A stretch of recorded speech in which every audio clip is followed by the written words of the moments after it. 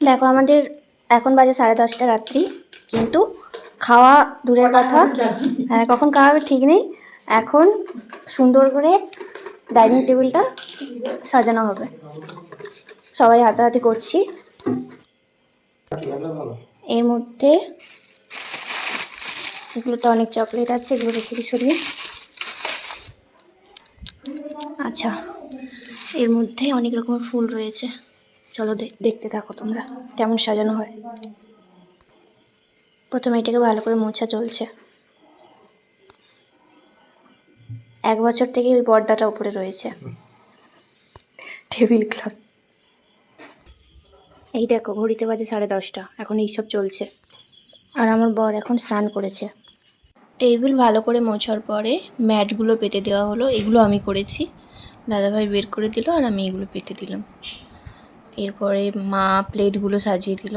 Actually আমাদের আলাদা spoon রয়েছে, কিন্তু ওগুলো খুঁজে বের করতে হবে। আর এই দেখো এত চকলেট এনেছে আমার জন্য, তো আপাতত এগুলো ফ্রিজে থাক, বাইরে রাখবো না। সুন্দর করে সাজিয়ে দিয়েছে দেখো, দেখেই মন ভরে যাবে খাওয়ার আগে। ব্যাপারটা হচ্ছে যখন কোথাও খেতে বসবে সেই জায়গাটা যদি সুন্দর হয়, খেতেও ভালো লাগে, এবং সেই খাওয়ার পরে সেই খাবারটা আমাদের শরীরে হজমও ভালো করে হয়।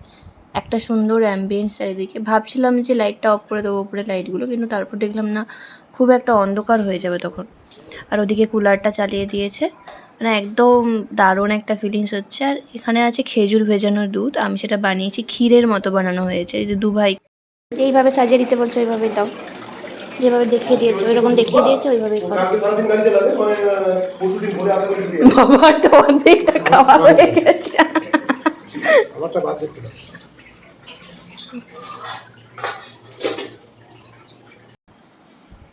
দেখো কত সুন্দর লাগছে টেবিলটা। অলরেডি বাজে তখন 11টা কি 11:30 হবে, কিন্তু এত সুন্দর দেখতে লাগছে যে রাত্রে ঘুমও পাচ্ছে না, খাওয়ারও কোনো তাড়া নেই। ঠিক আছে, ধীরে সুস্থে হোক। এই সব মানে কি বলবো, কাঁচের জিনিসগুলো না সব তুলে রাখা ছিল ওপরে, সব টেনে বের করেছে ওই রাত্রেই, বের করে ধুয়ে মুছেই আবার সব কিছু সাজিয়েছে। আর রান্না হয়েছিল বাঁধাকপির তরকারি, রুটি আর স্যালাড। দারুণ হয়েছিল রান্নাটায়। তো এই যে আমরা খেতে বসে গিয়েছি, আর আমার এক্সপ্রেশন দেখে বুঝতেই পারছো যে কত ভালো লাগছে খেতে, চারপাশটা এত সুন্দর লাগছে। Good night.